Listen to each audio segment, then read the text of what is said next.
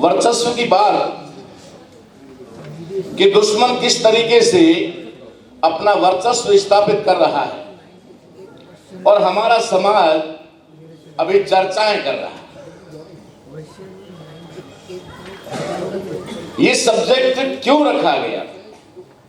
आप लोगों के सामने जब पैम्पलेट आता है, कार्यक्रम पत्रिका आती है, तो लगता है, कई लोग हमें फोन करके कहते भी हैं कि बहुत बढ़िया सब्जेक्ट रखा है। तो उन लोगों को लगता होगा कि रात में सोए होंगे, सपना आया होगा और सुबह सब्जेक्ट बन गया होगा। ये सब्जेक्ट बनाते वक्त हमारा जो थिंक टैंक है वो महीनों तक डिस्कस करता है, आपस में चर्चा करता है। ये विषय अपने आप में विषय नहीं होते हैं, ये हमारे समाज की गंभीर समस्याएं होती हैं। हमारे समाज की गंभीर समस्याएं जिन्हें हम चर्चा के लिए रखते हैं, तो चूंकि ये एक सेशन और क्लास होता है, इसलिए इसको विषय का नाम दिया जाता है। वर्चस्व की बात अगर हम करें तो मैं अभी चौथे सेशन में बोल रहा हूं और मैं लगातार आपको एक बात याद दिला रहा हूं, दुश्मन है ना। और चौथे सेशन में भी कह रहा हूं, कहीं भूल ना जाए आप, क्योंकि हमारे लोगों की भूलने की आदत है। इसीलिए तो दुश्मन को गले में बिठा दिया ना, है ना, अपने सिर पे बिठा लिया, भूले तभी तो। इसलिए मैं बार बार याद दिलाता हूं कि भूले नहीं। अब दुश्मन कौन है ये पता है ना? हाँ ठीक है। फिर हमारा दुश्मन आधुनिक भारत में, क्योंकि पहले इसका वर्चस्व सदियों से रहा है, जैसा कभी पटेल साहब कह रहे थे कि वो ये कर रहा है, वो कर रहा है, ऐसा कर रहा है, वैसा कर रहा है, बिल्कुल कर रहा है। जो उनकी नॉलेज में, जानकारी में है, वो सब यह बता रहे थे और भी साथी ये चर्चा करते रहते हैं। तो क्या वो इस समय कर रहा है या हमें गुलाम बनाने का और अपना वर्चस्व स्थापित करने का वो जो कार्य कर रहा है, क्या वो अभी कर रहा है या उससे पहले भी कभी रहा? इस देश में आजादी का आंदोलन चला, आजादी का आंदोलन चला, ये अंग्रेजों के विरुद्ध चला, इससे पहले कभी नहीं चला। इस देश में मुगल आए, उससे पहले डच आए, पल्लव आए, यूनानी आए, बहुत सारे लोग इस देश में आए, लेकिन कभी आजादी का आंदोलन नहीं चला। आजादी का आंदोलन भारत में पहली बार चला और वो अंग्रेजों के विरुद्ध चला।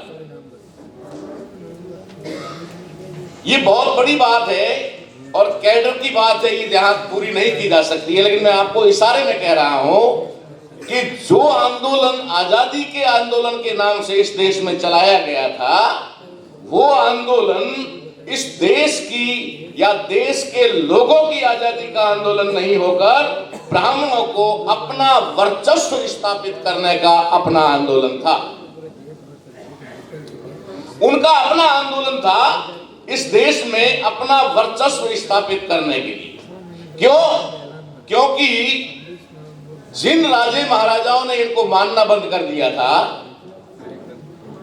पूरे देश के अंदर जब इनको लगा कि हमारा अभी वर्चस्व खत्म हो रहा है, हमें कोई पूछ नहीं रहा है, तो जब जब संकट आता है तो ये विदेशियों को बुलाते हैं और अंग्रेजों को भी भारत में उन्होंने निमंत्रण आमंत्रण देकर बुलाया कि ये लोग अगर भारत में आएंगे तो हम इनके माध्यम से अपना वर्चस्व स्थापित कर पाएंगे।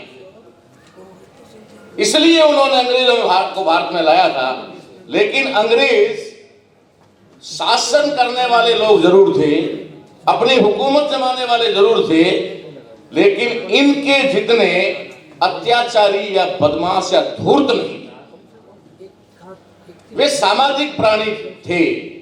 इसलिए इनके बुलावे में भारत में आए तो सही, लेकिन बाद में यहाँ की परिस्थितियों को देखने के बाद उन्हें लगा कि यहाँ की जनता के साथ बहुत अन्याय हो रहा है, तो उन्होंने जिन लोगों ने उनको बुलाया था उनको छोड़ करके उन्होंने जनता की तरफ ध्यान देना शुरू कर दिया और देश के विकास की तरफ ध्यान देना शुरू कर दिया। उससे इनको लगा कि अब बहुत बड़ा खतरा हमारे लिए हो रहा है। ये मैं सिर्फ उदाहरण दे रहा हूं आपको अंग्रेजों का कि वो कैसे। उसके बाद में इन्होंने अपना वर्चस्व स्थापित करने के लिए अपनी आजादी का आंदोलन चलाया, और चलाया ही नहीं, षड्यंत्र पूर्वक ढंग से 15 अगस्त 1947 को इस देश की सत्ता अपने हाथ में लेकर अपना वर्चस्व कायम कर भी दिया। मूल निवासी बहुजन समाज के साथ धोखा करके आज जाते जाते अंग्रेज भी धोखा कर गए और ब्राह्मणों का वर्चस्व स्थापित हो गया। अब उसके बाद में इन लोगों ने सोचा हमें बहुत बड़ी सफलता मिल गई, लेकिन जब संविधान लिखने की बात आई तो अंग्रेजों ने कहा कि पहले संविधान लिखो और हम देखेंगे कि संविधान में क्या क्या चीजें हैं, उसके बाद में तुम्हें संपूर्ण आजादी हम लोग देंगे। उसके लिए जब ये कार्य बाबा साहब अम्बेडकर के हाथ में गया और बाबा साहब अम्बेडकर ने भारतीय संविधान को रूप दिया, उनकी रचना कर दी और इस देश में लागू भी करवा दिया, तो जो 15 अगस्त 1947 को इस देश में ब्राह्मणों का वर्चस्व स्थापित हुआ था, वो वर्चस्व फिर से खतरे में पड़ गया। क्योंकि भारतीय बंधारण यानी इस इंडियन कॉन्स्टिट्यूशन की वजह से उन्होंने जिस तरीके का सपना देखा था, कल्पना की थी कि हम ऐसा भारत निर्माण करेंगे या हिंदुस्तान निर्माण करेंगे, वो परिकल्पना उनकी बाबा साहब ने संविधान के माध्यम से खत्म कर दी। अब उनके लिए फिर से वर्चस्व की लड़ाई शुरू हो गई, फिर से उनके लिए वर्चस्व की लड़ाई शुरू हो गई। इसलिए उन्होंने अपना वर्चस्व स्थापित करने के लिए फिर से नए नए पैंतरे बनाए कि किस तरीके से, जिसमें मैं बार बार कह रहा हूं कि पहला पैंतरा उनका भारतीय बंधारण के ऊपर कम से कम अमल किया जाए। दूसरे नंबर पर जो रिजर्वेशन की बात भी यहाँ आती है, क्योंकि रिजर्वेशन की बात हमारे लोगों को कानून थोड़ी अच्छी लगती है। सब संविधान वाले कहते हैं तो बड़ी बात हो जाती है, और आरक्षण का कहते हैं तो हाँ ये ठीक है, क्योंकि कर्मचारी अधिकारियों को लगता है इससे ही फायदा होने वाला। तो रिजर्वेशन को भी उन्होंने क्या किया, मैं रिजर्वेशन की भी बात आपको बता दूं। रिजर्वेशन के साथ क्या धोखेबाजी हुई। आपका रिजर्वेशन जो आपको दिया जाना था, उसमें सबसे पहले जवाहरलाल नेहरू ने राज्य सरकारों को लिखित में आदेश देकर के कहा कि रिजर्वेशन पर कम से कम अमल किया जाए। लेटर लिख करके, ऐसे ही नहीं। और ये लेटर भी चौधरी चरण सिंह जब प्राइम मिनिस्टर बने थे ना, उस समय उन्होंने बाहर किया था, निकाला था और पब्लिश किया था। ये बहुत लंबी चौड़ी कहानी मैं आपको इशारे में बताता हूं वर्चस्व का, क्योंकि समय का अभाव है। अब वहां पर जब वो ऐसा लिखते हैं तो साली ये नहीं लिखते हैं जवाहरलाल नेहरू, क्या लिखते हैं, इस पर अमल नहीं किया जाए और करने की आवश्यकता पड़े तो कम से कम किया जाए। फिर कारण लिखते नहीं चाहिए, क्योंकि रिजर्वेशन पर अमल करने की वजह से अयोग्य लोग शासन प्रशासन में आने की संभावना रहती है। इसलिए रिजर्वेशन पर कम से कम अमल किया जाए, ये जवाहरलाल नेहरू कहते हैं। कौन जवाहरलाल नेहरू कहते हैं? जिन्होंने डिस्कवरी ऑफ इंडिया लिखी और जिन्होंने अपने बेटी के पत्र के जवाब में, बेटी ने जब वहां पढ़ रही थी बाहर, तो उन्होंने वहां से एक लेटर लिखा और कहा पापा आपकी बहुत याद आती है। प्रियदर्शनी इंदिरा जी ने लेटर लिखा था, तो उसमें उसने ये भी लिखा कि मुझे अपने वतन की बहुत याद आती है, मुझे मेरे वतन की बहुत याद आती है। तो जवाहरलाल नेहरू ने उसको वापस लेटर लिखा था और उसमें कहा था कि बेटी जिसे तू अपना वतन मान रही है वो तेरा वतन नहीं है, हम लोग तो बाहर से आए हुए और भारत देश को गुलाम बनाकर रखने वाले लोग हैं, ये देश हमारा नहीं है। ऐसे बहुत सारे सबूत हैं। लेकिन जो वर्चस्व की बात वर्तमान की हम कहें, रिजर्वेशन को भी उन्होंने काउंटर किया, ओबीसी को रिजर्वेशन 92 तक नहीं दिया तो नहीं दिया, ओबीसी के खिलाफ भिड़ा भी दिया। ओबीसी वालों को कहा कि एससी एसटी के रिजर्वेशन की वजह से तुम्हें नौकरियां नहीं मिल रही। ये नहीं कहा कि हमने तुम्हें रिजर्वेशन नहीं दिया। ये नहीं कहा एससी एसटी के रिजर्वेशन की वजह से तुमको नौकरियां नहीं मिली, एससी एसटी ओबीसी का दूरी बढ़ी। ये सारे पैंतरे वो आज से नहीं तब से कर रहे हैं जब से उनका वर्चस्व खतरे में पड़ा। और इनका वर्चस्व खतरे में पड़ा 26 जनवरी 1950 के दिन, जिस दिन ये संविधान इस देश में लागू हुआ। उसके बाद में उन्होंने हर तरीके से हमारे लोगों को, चाहे वो आर्थिक रूप से हो, सामाजिक रूप से हो, राजनीतिक रूप से हो, धार्मिक रूप से हो, सांस्कृतिक रूप से हो या मानसिक रूप से हो, उसके लिए नए नए पैंतरे और हथकंडे अपना करके अपना वर्चस्व स्थापित करना। वर्चस्व तभी स्थापित हो पाता है जब अगला कमजोर होता है। दो पहलवान मैदान में उतरते हैं और लड़ते हैं, काफी देर तक लड़ते रहते हैं, लेकिन एक की सांस थोड़ी सी घटक जाती है, कहते हैं ना सांस मारना, उसकी सांस मर गई या रोक दी सांस, उसी समय दूसरा उसको चित कर देता है। उधर कमजोरी आई, उधर ताकत हावी हो गई। तो कमजोर होगा तो ताकत हावी होगी, नहीं तो आधा घंटा क्या कही गई, एक घंटा तक पहलवान लड़ते रहते लेकिन कोई गिरता नहीं, कुछ चित होता नहीं। जहां कमजोरी आती है, अगर वर्चस्व स्थापित करना है तो उन्हें पहले कमजोर करना होगा। कमजोर करने के लिए सबसे पहली कमजोरी है उनको आर्थिक रूप से कमजोर कर दो, ताकि वे लोग आपके गुलाम बन करके रह जाए। जैसा कि अभी कहा गया कि जहां रिजर्वेशन है वहां रिजर्वेशन के अलावा या रिजर्वेशन को छोड़ करके दूसरे जितने भी सेक्टर हैं उनके अंदर वही बात जो पहले भी यहाँ 2 बार कह दी गई है, तीसरी बार कह रहा हूं कि किसी के भी हवाई जहाज नहीं है, किसी के हेलीकॉप्टर नहीं है, किसी के 5 स्टार होटल नहीं है, किसी के बड़े बड़े सेज नहीं है। अरे उनको छोड़िए, हमारे बहुत सारे लोग गांवों में मुझे ये बात करते हैं कि ये जैनों को आपने शामिल क्यों कर दिया, ये तो पूंजीपतियों में है। आपने जैन को यानी कि अल्पसंख्यक में मानकर इसको शामिल क्यों किया? मैंने कहा पूरे भारत में घूम करके मैंने देख लिया, एक भी जैन की इंडस्ट्री नहीं है, खुद की अपनी कोई इंडस्ट्री नहीं है। अपवाद छोड़ दीजिए, अपवाद में कुछ बात नहीं होती, अपवाद में सब कुछ होता है। एक भी जैन की अपनी बड़ी इंडस्ट्री नहीं है, और अगर किसी ने छोटी मोटी इंडस्ट्री लगाई भी तो उसकी बंद हो गई है, चालू नहीं है। तो जैनों के साथ में भी इतना धोखा हुआ, क्यों हुआ? क्योंकि जैन भी वैश्य में नहीं आते। वैश्य में तो बजाज, अग्रवाल और जो गोयनका, ये अपना क्या बोलते हैं इसको, आहूजा, इस तरीके की सबसे ज्यादा इनके नाम साहब जानते होंगे क्योंकि उनकी फाइलें इधर रहती है। वो लोग अलग हैं और जैन अलग हैं। जैनों के साथ और उनके साथ में इतना आर्थिक अंतर है। बाबा साहब अंबेडकर ने आर्टिकल 38वें आर्टिकल में बाबा साहब अंबेडकर ने क्या बात कही, मैं आपको वर्चस्व की बात बता रहा हूं, इसलिए मुझे यहां उदाहरण ये देना पड़ रहा है कि आर्टिकल 38 क्या कहता है, मैं आपको पढ़कर सुनाता हूं। राज्य लोक कल्याण की अभिवृद्धि के लिए सामाजिक व्यवस्था निर्माण करेगा।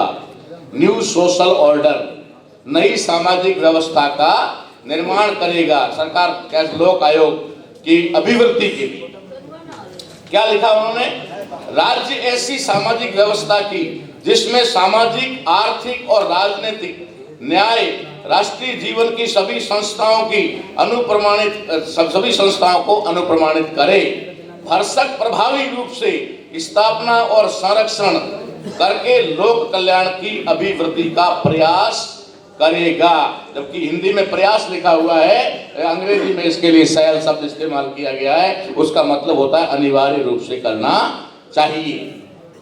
अब इसका दूसरा सेकंड पॉइंट क्या है वो आपको बता रहा हूं कि राज्य विशिष्टतया आय की असमानताओं को कम करने का प्रयास करेगा और न केवल व्यक्तियों के बीच बल्कि विभिन्न क्षेत्रों में रहने वाले और विभिन्न व्यवसायों में लगे हुए लोगों के समूहों यानी कंपनियों के बीच भी प्रतिष्ठा, सुविधाओं और अवसरों की असमानता समाप्त करने का प्रयास करेगा।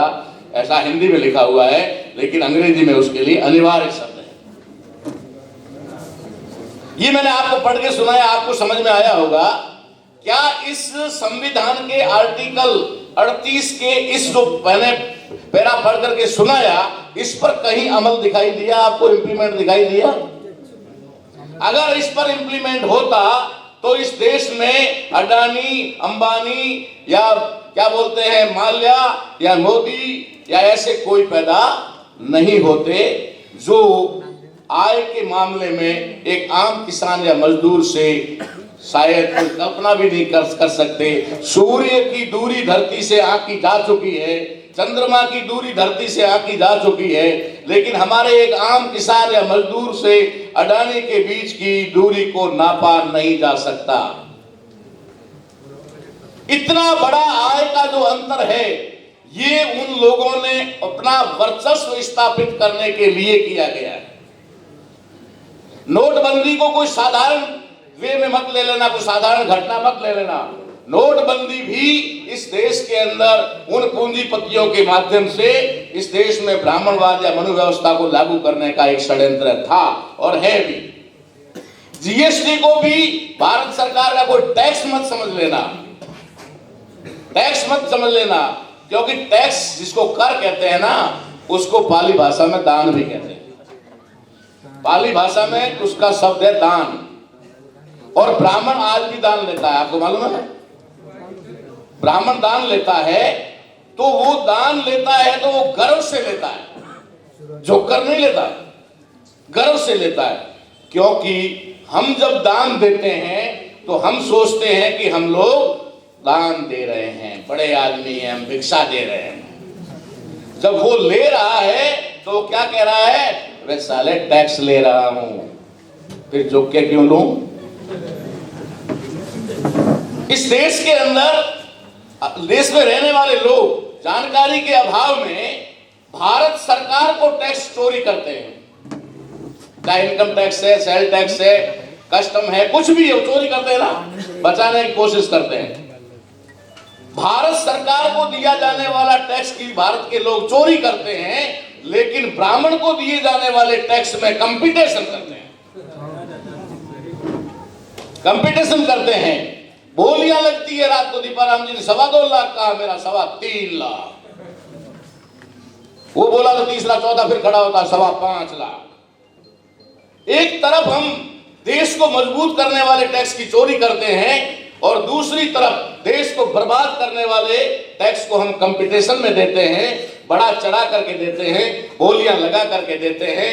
ये आर्थिक असमानता पैदा करने वाला मामला है। और जब आर्थिक असमानता हो जाती है तो फिर अपने आप शारीरिक गुलामी होती है, फिर अपने आप मानसिक गुलामी होती है, फिर अपने आप सांस्कृतिक गुलामी आती है और फिर अपने आप राजनीतिक गुलामी आती है। आज वे ही लोग चुनाव के लिए और टिकट लेने के लिए क्यों जाते हैं जिनके पास पैसा होता है? किसी फटीचर को या गरीब आदमी को टिकट की लाइन में लगे हुए देखा? क्योंकि उनको मालूम है टिकट लेने से पहले ही 5 करोड़ देना पड़ता है टिकट लेने के लिए, फिर चुनाव लड़ने के लिए तो 25-50 करोड़ और चाहिए। तो राजनीति में भी आर्थिक मामला होने की वजह से हमारे लोग बुद्धिमान होते हुए भी, सक्षम होते हुए भी नहीं पहुंच पा रहे हैं। आर्थिक गुलामी की वजह से हमारे स्वाभिमानी से स्वाभिमानी लोग बड़े बड़े सेठों या बड़ी बड़ी कंपनियों के अंदर आम मजदूर की तरह नौकरी करने को मजबूर हो जाते हैं। गांवों में झूठन खाने के लिए और उनके द्वारा जाति सूचक और गालियों से प्रताड़ित होना पड़ता है। क्यों प्रताड़ित होना पड़ता है? क्योंकि आर्थिक रूप से कमजोर होने की वजह से उनको उनके खेत में काम करने जाना पड़ता है, उनकी मजदूरी उनके ऊपर निर्भर है। उनके घर में छोटा मोटा दवाई का काम पड़ गया तो ठाकुर साहब 10,000 देंगे, या गांव के जो सेठ हैं, सरपंच साहब है, वो 5,000 देंगे। घर में अगर मौत हो गई तो लकड़ी का पैसा भी वो सेठ या ठाकुर साहब देंगे। तो ये आर्थिक हमारी कमजोरी है, ये जानबूझ करके की गई। ये आर्थिक असमानता को बढ़ा करके भारतीय संविधान के आर्टिकल 38 का घोर उल्लंघन बड़े भारी उल्लंघन करके उन लोगों ने अपना वर्चस्व स्थापित करने का कार्य किया है, जो एक राष्ट्रद्रोह में आता है,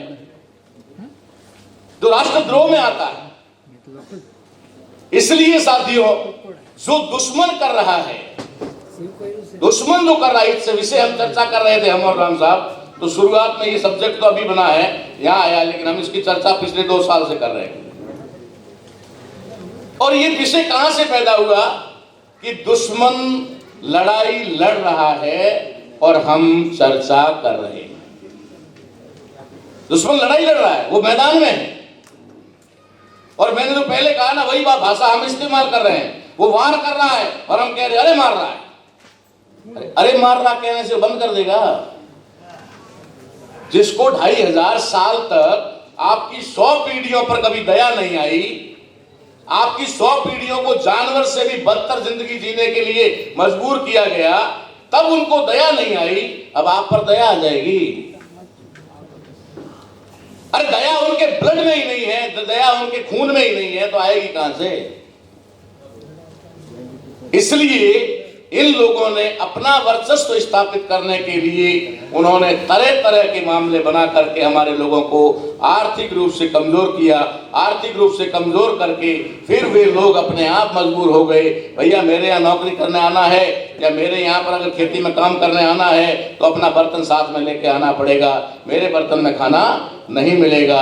हमारे लोग थोड़े बहुत स्वाभिमानी होते हैं तो उसके खेत में काम करने जाने से पहले अपना रोटी रुमाल में बांध करके ले जाते हैं ताकि उसके घर पे न खानी पड़े, और बाकी उसके घर पे जाओगे तो सीधा बोलेगा वो कुत्तों के बाहर की जाइए में बर्तन पड़ा है वो लेके आ और उसमें खाना खा ले, क्योंकि मजबूर है, विवश है। स्वाभिमान उसके अंदर भी है, लेकिन उसके स्वाभिमान को अगर वो देखेगा तो रात को उसके बच्चे भूखे रह जाएंगे, उनके बच्चों को भूखा सोना पड़ेगा। इसलिए वो उस समय अपने स्वाभिमान को दांव पर लगाता है, क्योंकि वो मजबूर है। इन लोगों ने आर्थिक रूप से हमें कमजोर करके और अपना वर्चस्व स्थापित करने का जो आधुनिक भारत में या वर्तमान में कहते हैं, उन्होंने जो नया षड्यंत्र किया है, उस षड्यंत्र का पर्दाफाश हम लोग आपके सामने कर रहे हैं कि इस षड्यंत्र से कैसे निपटा जाए, इसकी रणनीति हम बना रहे हैं। दुश्मन अगर लड़ाई लड़ रहा है, दुश्मन हम पर वार कर रहा है, तो हमें उस वार का जवाब क्या देना होगा, ये हम प्लानिंग बना रहे हैं, इसकी हम तैयारी कर रहे हैं। इसलिए हम लोग जो कुछ भी अब तक तो यही था कि वाक युद्ध चलता रहा, बातों में चलता रहा, भाषणों में चलता रहा, अखबारों में चलता रहा, फिर सोशल मीडिया में व्हाट्सएप और फेसबुक पे आ गया, लेकिन अब जमीन पर आना पड़ेगा, अब उसे जमीन पर लाना पड़ेगा। जमीन पर ला करके ही उस लड़ाई को लड़ा जा सकता है।